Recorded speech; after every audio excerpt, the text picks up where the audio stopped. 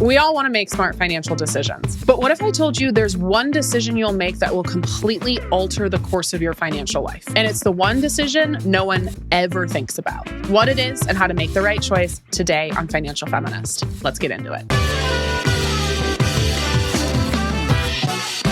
Hi, Financial Feminists. My name is Tori. I am so excited to see you. Thanks for being here. I am a money expert. I am a New York Times bestselling author. I fight the patriarchy by making you rich. And I have helped over 5 million women save money, pay off debt, start investing, start businesses, and feel financially confident. And if you're listening to the show today, you are listening to the #1 money show on the planet for women, and we appreciate you being here and supporting feminist media. There's a lot of craziness going on in the financial world between talks of the recession, the stock market downturn, tariffs, all of it. And I want to make sure that you feel supported and encouraged and that you have a plan to take yourself out of the panic you're feeling right now. And I wanted to let you know about a free resource me and my team created. It is a Loom that I did really quick. We just whipped this up. It's about 20-ish minutes. It's a class with a 3-step plan to take you from panic to plan. So you can go to herfirst100k.com/SOS, right? Help, herfirst100k.com/SOS to get this Don't Panic Plan free workshop. Again, herfirst100k.com/SOS, and we will put the link down below in the description. I want to make sure you feel supported right now and encouraged, and like you have a concentrated way, step by step, to control the things you can control right now. Now, today's episode was inspired years and years ago when I was at a speaking engagement. So my book came out in December of 2022. Hard to believe it was that long ago. But I did a book tour before the book tour. I went and I spoke in partnership with Capital One Cafe at 5 different locations across the US. So I spoke here in my hometown of Seattle. I spoke outside of Miami. I did Boston, Austin, and then we ended in DC. And I would give my classic personal finance 101 presentation. This is one of my hallmark signature talks. And at the end, we would do a Q&A, a meet and greet, a book signing. It was a lot of fun. And it was actually the first in-person events I did since the company and since Her First 100K went viral and kind of blew up. Our popularity, our information really started taking off during the pandemic, during 2020, during 2021. And so this was one of the first opportunities I had to actually not only meet with financial feminists across the country, but also have financial feminists meet each other. And I'll never forget one of the questions I was asked, and I believe it was in Austin. I get to the end of my presentation. We've talked about budgeting. We've talked about saving. We've talked about money mindset. We've talked about value-based spending. We've talked about retirement accounts. And I've taken some questions around how I built my business, my career, some general financial questions that felt specific to the audience. And there was one question from a gentleman. We don't get a lot of dudes in a crowd at Her First 100K. It's always, for me, like exciting because it means 1, they're dialed into our feminist mission. 2, they're probably very supportive of the women in their life. And 3, they're trying to figure out how to be better feminists in their lives and in their money. So he raised his hand, I called on him, and he asked me this question. Tori, what is the biggest piece of financial advice that no one thinks about? What is the biggest piece of financial advice that you've never really talked about, that no one ever really thinks about, that I should know? And I sat there for a second because the question kind of caught me off guard, right? I give a lot of pieces of financial advice. I give a lot of workshops and resources. We do weekly episodes of this podcast. At the time, the book was just coming out, but I had written an entire 300-page book full of financial advice. And so I wanted to give him a genuine answer. I wanted to give him an answer that wasn't something people thought about a lot, but that had the potential to impact literally every financial decision somebody was going to make in the future. There are dozens of these choices that we make about our finances. We make decisions about our careers and what we do in order to earn money. We make decisions about where we live and when we move, the cost of that and the potential of where we live. We think about how much we're saving, whether we're investing our money, how we're negotiating, if we're negotiating for raises, if we're starting businesses, right? All of those are great. But when this person at my event in Austin asked me the question of the biggest piece of financial advice that nobody thinks about or that I haven't really talked about before, there's an obvious answer. The biggest piece of financial advice that no one talks about, the one that will impact every single dollar you make, every single dollar you save and invest for the rest of your life, is who you choose to partner with. That's it. Who you choose to partner with, especially for the long term, who you pick as your life partner will have insane consequences, both hopefully good, but also potentially negative on your life and your money for the rest of your life and your money. So when we're talking about the biggest decision you can make for your money and the biggest piece of financial advice that doesn't get talked about, it's not really related to money. It's not related to numbers. It's not related to the graphs or the charts or the spreadsheets.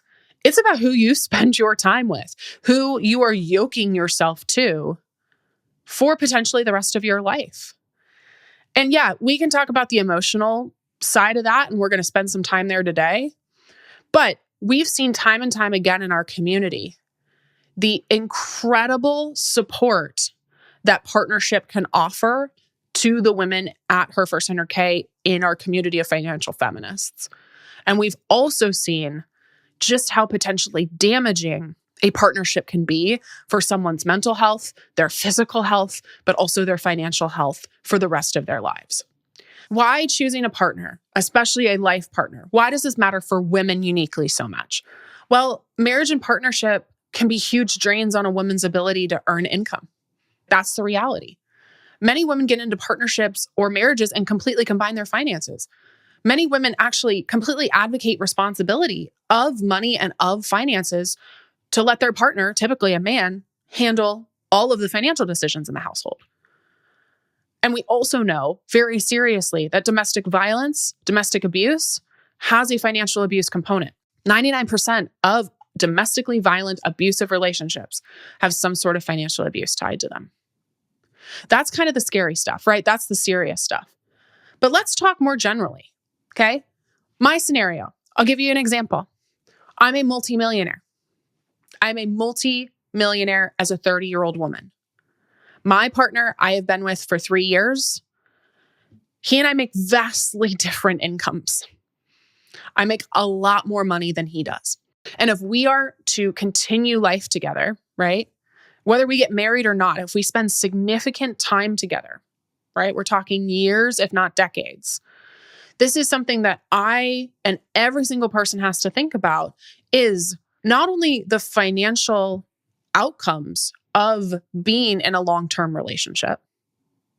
How do we split costs? If we move in together, how do we split a rent or a mortgage? How do we split groceries? How do we just navigate day-to-day finances? When we go on trips, who pays for what, right? And we've had all of those conversations. That's one thing. But when we start getting more serious and we start making these big financial decisions together, do we buy a home with both of us on the deed? Do we buy a car in both of our names? When we're making decisions about how we're going to think about children possibly coming into the equation, right? How are we affording those children? If someone in our family passes away and we get some money from an inheritance or something like that, how does that money get split? So you can start to see just financially, this is challenging enough to navigate with your partner. You want to make sure that you have a partner who is going to be willing to navigate those things with you. But also, I am a high power, successful woman who has no plans of slowing her roll anytime soon. I have no plans to step back significantly from my business. And I need to make sure I am in a partnership that is not only supportive of that, but is championing that so hard, that doesn't see my success as a threat, that doesn't see me wanting to earn income as a threat, either to our relationship or to his masculinity or to something else entirely. You need a champion as your partner. So when we're talking about this as a financial decision, it's so much more than that. It's going to impact the bottom line of your finances. How much things cost, your ability to save, your ability to hit certain life milestones and financial milestones, your ability to retire. But also, it's going to affect your ability to earn income. It's going to affect how your career trajectory ends up mapping out. It's going to affect if you feel supported enough to make big decisions about your life and to take big risks. This is the impact on our life and our money. So let's talk about how to choose a partner. Before we get into the rest of it, let's start at the beginning.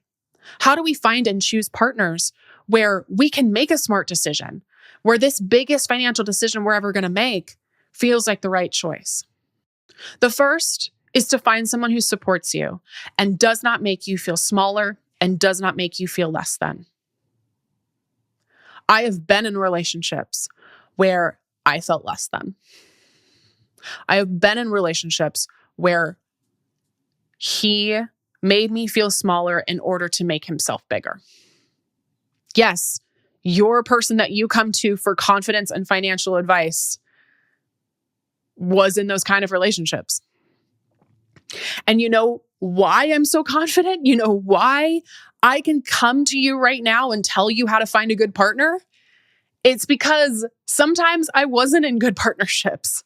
It's because sometimes I didn't feel supported. It's because I was called too much in relationships, or I literally had, we've all heard the Tori on a beach story, but like I had my partner and his family diminish my confidence by making extremely critical, borderline abusive comments about my body. That's what it feels like to be in a partnership that is unhealthy. So when we're looking for the kind of people we want in our lives, when we're looking for the kind of partnerships, when we're trying to make the right financial decision, yeah, we're looking for somebody who supports us, but we're looking for somebody who doesn't feel like they have to cut you down to size in order for them to be the best, fullest versions of themselves. And I will take this one step further to say, especially I've only dated men, so I can say this with some certainty, at least for men. But I think often what happens with men is that we know patriarchy hurts them just as much as it hurts women. We know this. And I think a lot of men don't know who they are at their core. I think a lot of men deal with a lot of identity crises, especially in their 20s. And often, rather than understanding that this is a problem that they need to work on and that this is a problem for them to figure out, they put the blame on their partner. And in my relationship currently, which is not perfect by any means, but is by far the healthiest relationship I've ever been in, I will tell you that my partner, one of my favorite traits is that he acknowledges when he's wrong. He acknowledges when he needs to work on something, and then he goes out and does it. He was the one who suggested to us, I think we should go to couples therapy. He was the one who suggested that. So when we're talking not just about somebody who supports you, somebody who doesn't make you feel smaller, we're also talking about somebody who owns when they're wrong, owns their own mistakes, owns their own shit, and works to actively change it. The second thing we're looking for is that when you do talk about money, they are open and honest about where they're at, even if they are struggling. We're not looking for somebody who has a perfect credit score and has never made a financial mistake ever, right? Because that's nobody. Maybe you have a perfect credit score. Great, good on you. But no one has ever not made mistakes, right? So when we're looking for a partner, we are not looking for somebody that ticks all of the perfect personal finance boxes, right? Someone who has aced their personal finance test. But we are looking for someone who is able to be open, honest, vulnerable about money, even if it's imperfect and even if they're struggling. Someone who hides their debt from you, someone who doesn't want to talk about money and just says, hey, can we just drop this? someone who gets really defensive about their choices when you just try to have a conversation, those are the red flags, right? In addition to the bigger stuff like financial abuse and like gambling, right? But when we're just talking about having conversations about money, being open and honest, you're looking for somebody who, even if they're struggling, is willing to come to the table with you. The third thing we're looking out for when we're choosing a partner or finding a partner, when it comes time to make things more serious, when it comes time to figure out how you're going to start building life together, they need to be willing to discuss things like how to share expenses in an equitable way. Now, notice I did not say equal, okay? I didn't say equal because very few relationships, I would argue almost none, are 100% equal financially. Nobody has the exact same amount of debt, the exact same amount of savings, the exact same career trajectory, right? And if you're a woman dating a man, you're probably going to have an income disparity. So when we're thinking about making things more serious, your partner or potential life partner should be willing to discuss things, and especially with a focus on equity.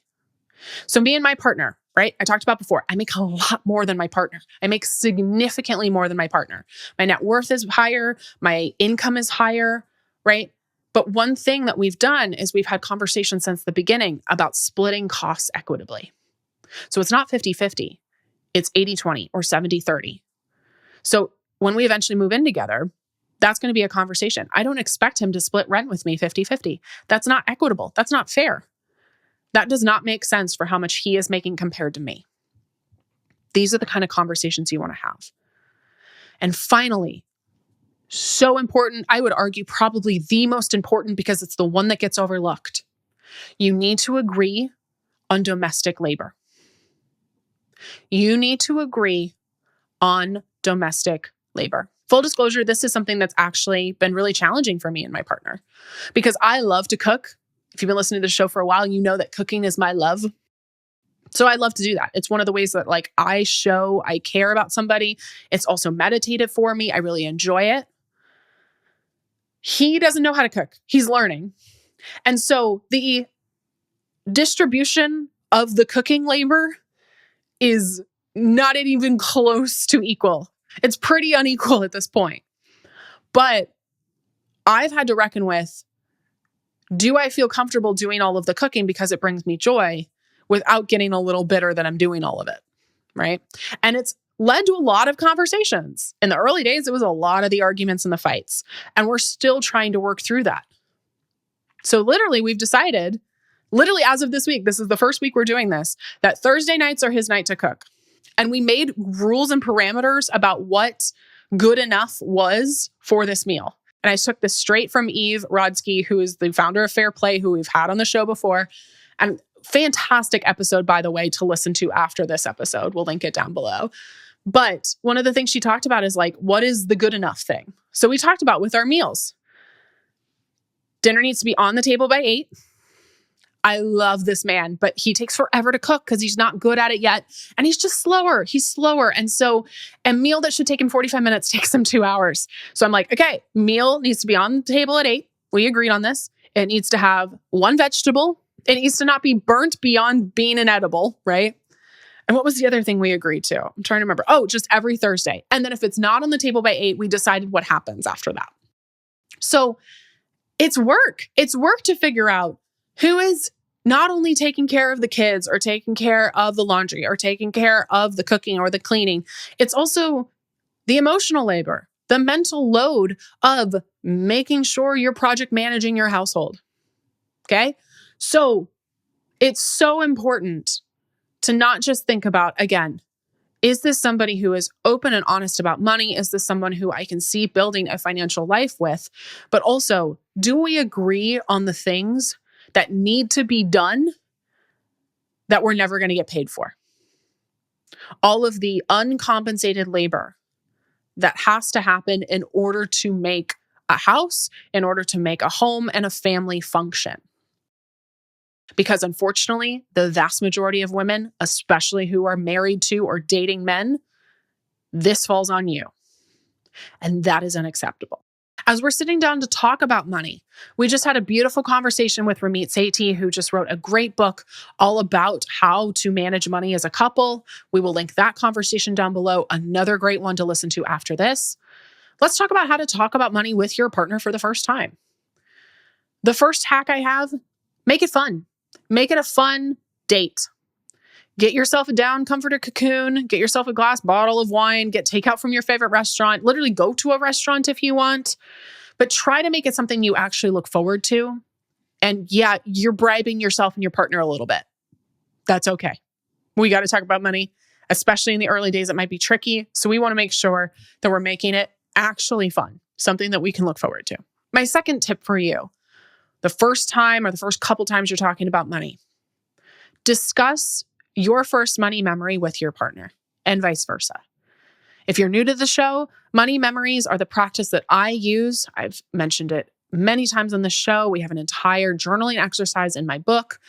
But your first money memory is an incredible tool for you to immediately get to the heart of your money trauma, of the narratives you've been believing about money and people with it, and can allow you to do some serious emotional unpacking when it comes to understanding the root of a lot of money problems.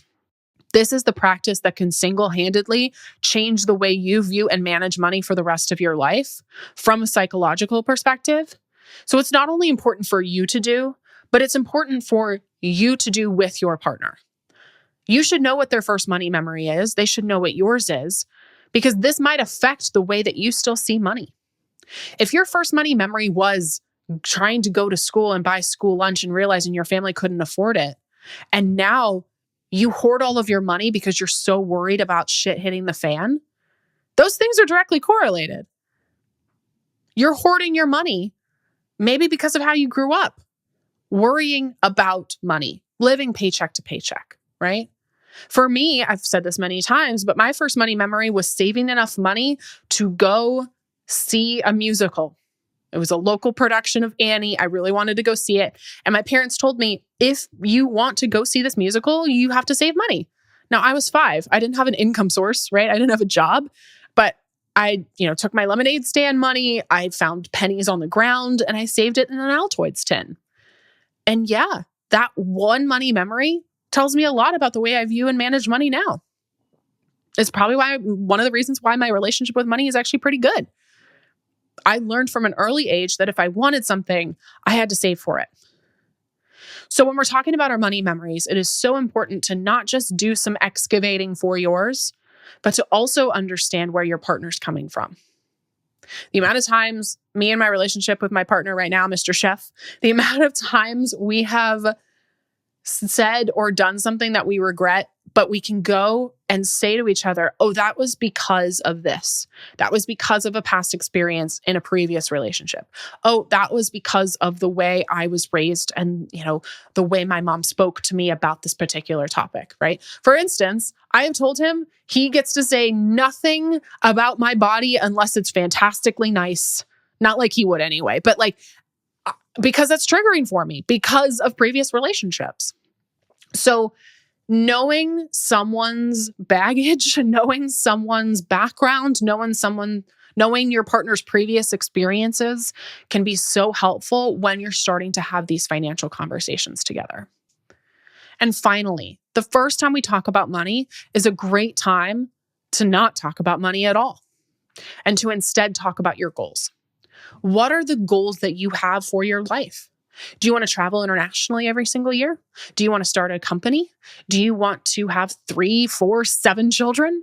Do you want to be a homeowner? Do you want to live in another country?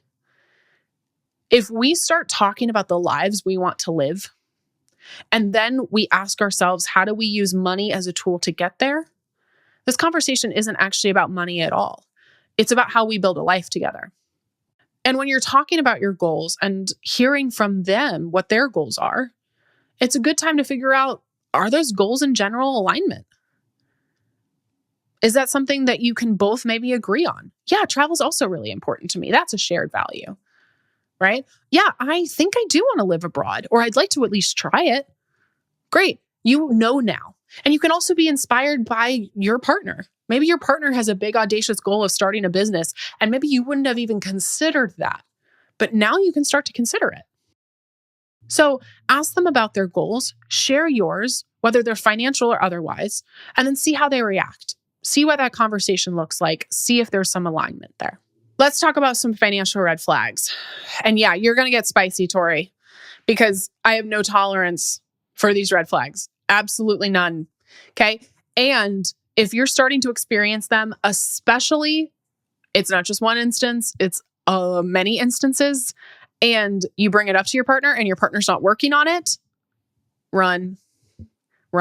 Because again, it's less about the mistakes, although I think there's some mistakes that might be unforgivable, but it's less about the mistakes and more how they respond to them, right? We're all allowed to make mistakes. We're all allowed to fuck up in some way. We all say things or do things that we regret, but we're looking for their response to the mistakes. And we're also looking to see if that is something that we couldn't get over either, right? If somebody makes a mistake in a relationship, maybe for you that's cheating or lying, being dishonest in some way, right? Maybe that's a full deal breaker for you.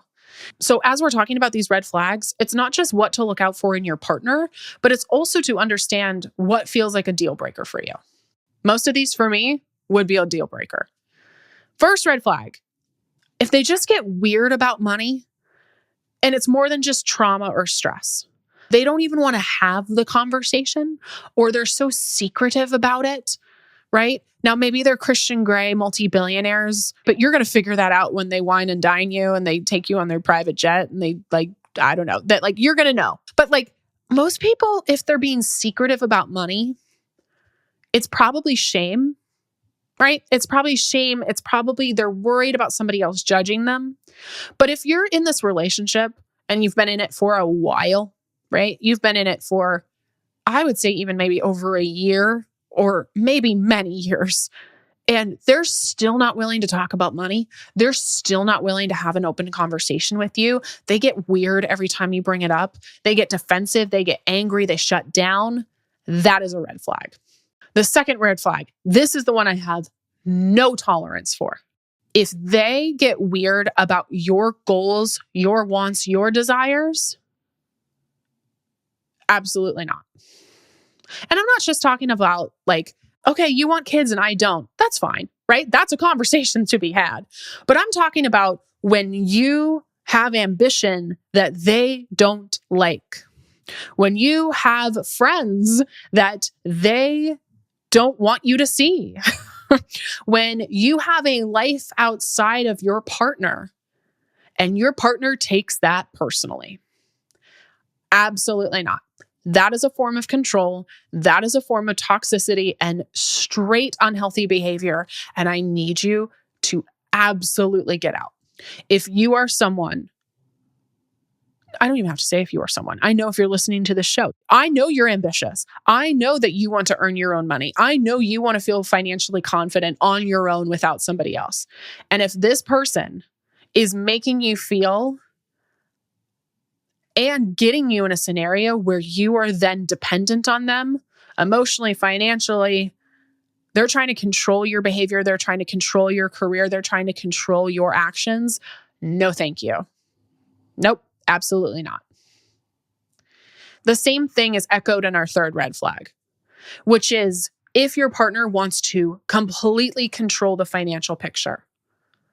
I know a lot more about money than my partner. My partner is actually very good with money. He's very well educated, but this is what I do professionally for a living.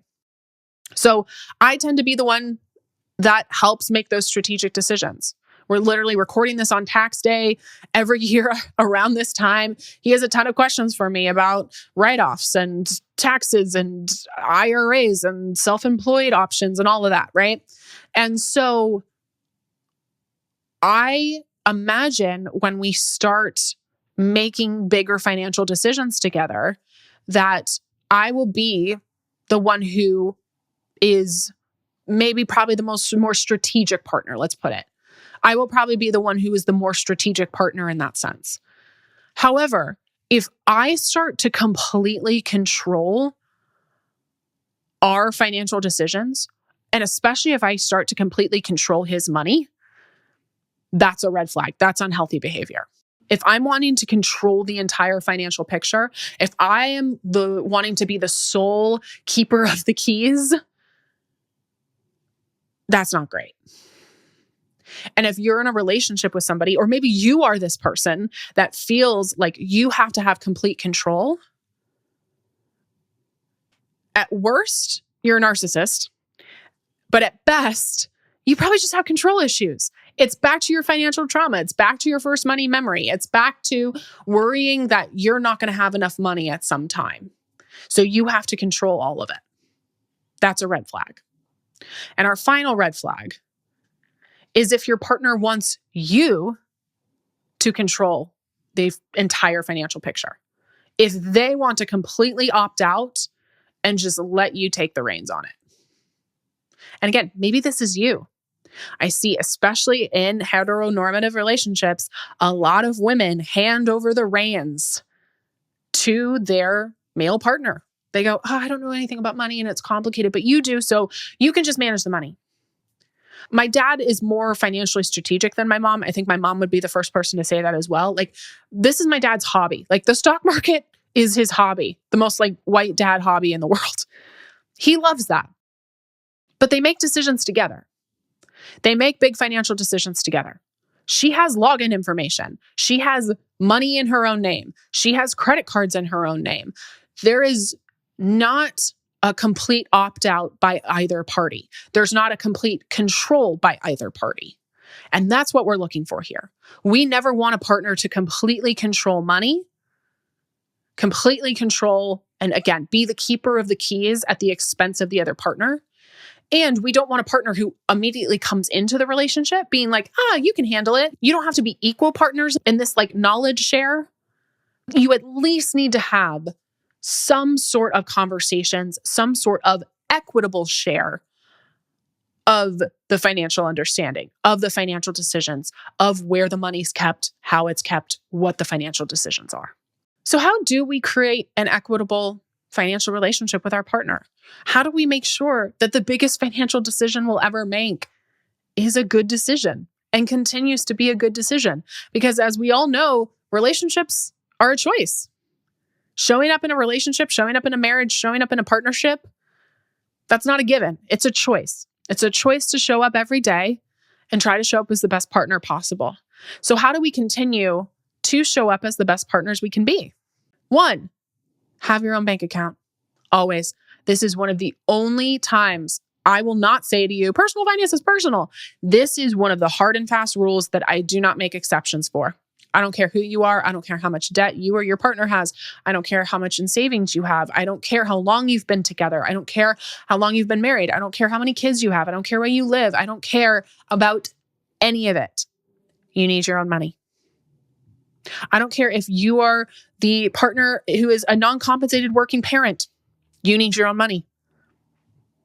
I have 2 really good friends who got married a couple years ago. They literally have in their prenup, and I'll talk about prenups in a second, they have in their prenup that if they choose to have children together and she has to take time off work, which she will if she is the birthing parent, right? Even if she goes back to work after her leave, that she will be paid money from his income, from his salary, because she's saving him money.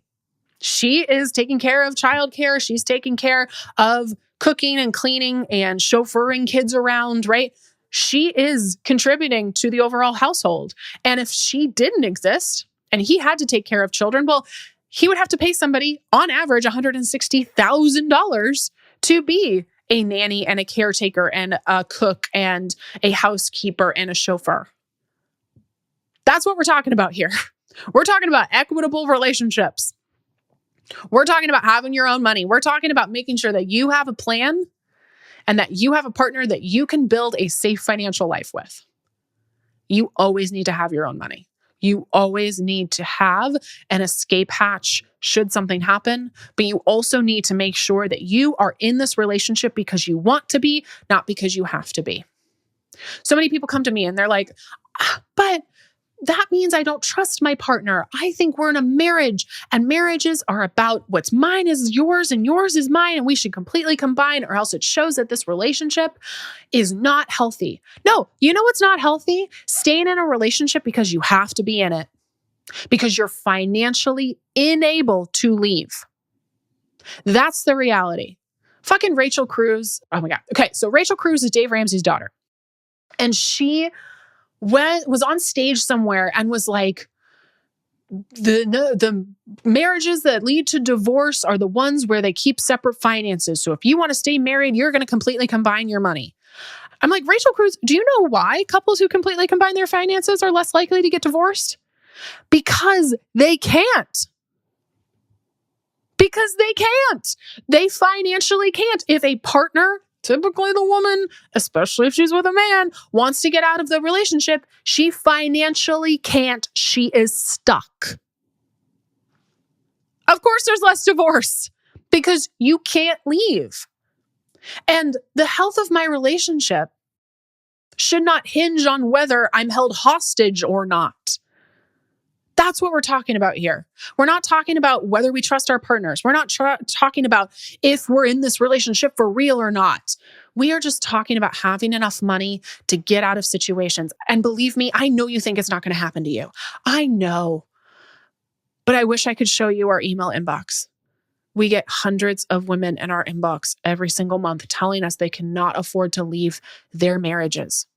Even the ones where it's not abusive, it's not terribly toxic. They just don't want to be in the relationship anymore. They've outgrown it, or they're not in love with their partner. Their partner's a nice person, but they're not in love with their partner anymore. They can't leave. And even if you never leave, don't you want to be in a relationship with somebody because you know that they love you and that they want to be here, not that they're financially forced to? Second thing you need to do to build a safe financial relationship and a financial life with your partner: have money dates. These are designated times for financial self-care. We've talked about them many times on this show. I have an entire chapter 7 in my book about how to do this. These are designated times to look at your money. These are the times where we are having conversations with our money, but also with our partner if we're managing life and money together.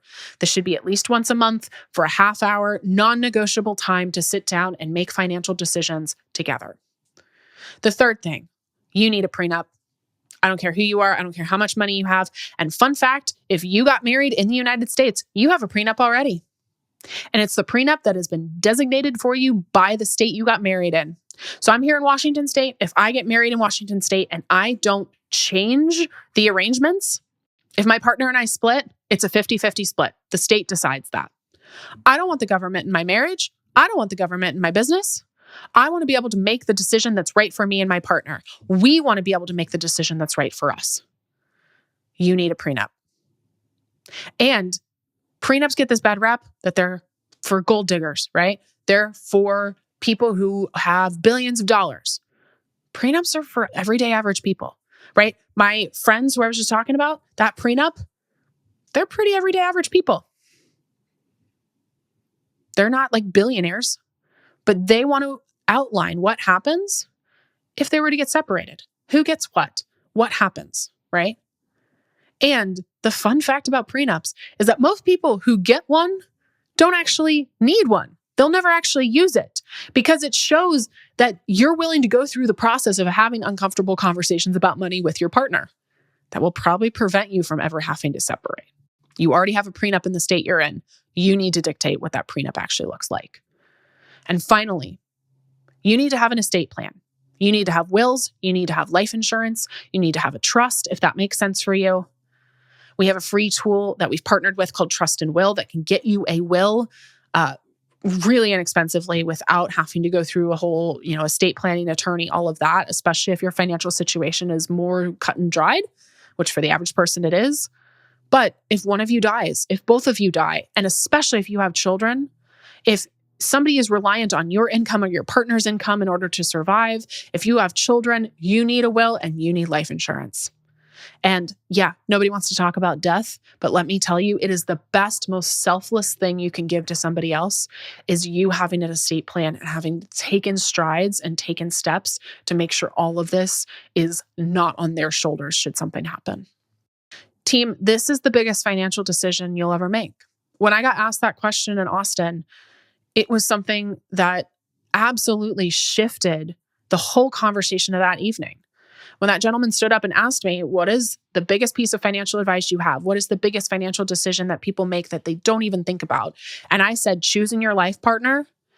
Every single person in the audience, and especially every single woman, nodded her head. And that's what we're talking about here. We're talking about making smart financial decisions that actually have nothing to do with numbers and nothing to do with math, but everything about who we surround ourselves with, who we are yoking ourselves to for years, if not a whole lifetime. Make that decision well. Make that decision as informed as possible. Make that decision with someone who is going to support you, who is going to champion you, who is going to be open and honest and vulnerable, even if they're not perfect, when they're not perfect. And if you've been wondering how to talk about money with your partner, this is the episode to send to them. If you've been wondering how to start these financial conversations with somebody that you're starting to get serious with, let this episode be the start to that conversation. Go ahead and send it to them. I'll wait. I'll sit here. I'll say hi to you. I'll say hi to your partner when they come back. Hello. Thank you for being here. Let this be the moment you start having those financial conversations. Let this be the moment that you reset if you've been in this relationship for a while. And if you're single and you're looking for a life partner, let this be your guide to making the best decision of your life. Thank you so much for being here, Financial Feminists. Thank you for the support of this show and feminist media, and we'll see you back here very soon. Bye.